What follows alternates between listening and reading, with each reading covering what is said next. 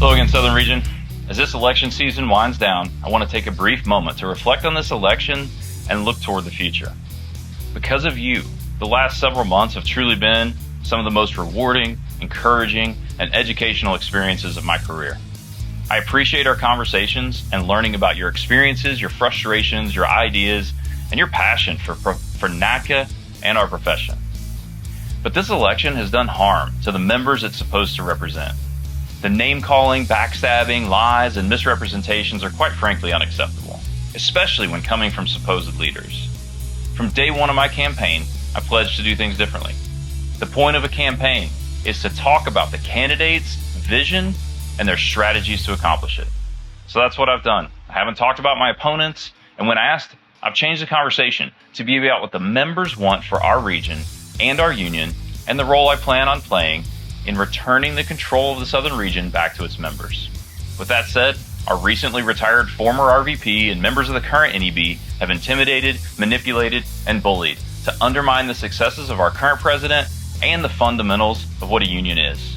They've elevated themselves and their agenda at the expense of their own NATCA brothers and sisters. They've misrepresented facts, or not had any facts at all, to slander me, lie about me, and question my character and integrity. But I'm not the only one.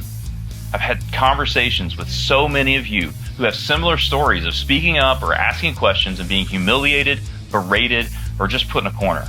Their message is clear: get in line or get out of the way. I've said frequently and repeatedly that it's time for us to respect each other. That is not a campaign slogan. It's one of my core values and an expectation for our region and for NATCA. If you're tired of the games, tired of the good old boys club, and tired of our elected representatives talking about each other instead of talking about what the members elected them to do, then your choice is clear. I humbly ask for your vote so we can get to work, because we have a lot of work to do and a lot of work to undo. It's time for a new contract. You've made it clear you don't want another extension, and that we need to focus on what labor unions focus on: negotiating pay, benefits, and working conditions. It's time for us to respect each other and expect the agency to do the same. It's time for fiscal responsibility and accountability. We're talking about our member dues. We should honor the budget for our region and have open dialogue about finances. It's time for effective two-way communication. We're going to do weekly updates and monthly membership telecons at a minimum, and continue visiting facilities, talking to members, and learning what you want for our region. It's time for your voice to be heard. Ballots are due on July 30th, so get them sent in soon. We've started a movement in the Southern Region that says the status quo is unacceptable. I want to acknowledge and thank each of you for the part you've played in that and for engaging in this campaign.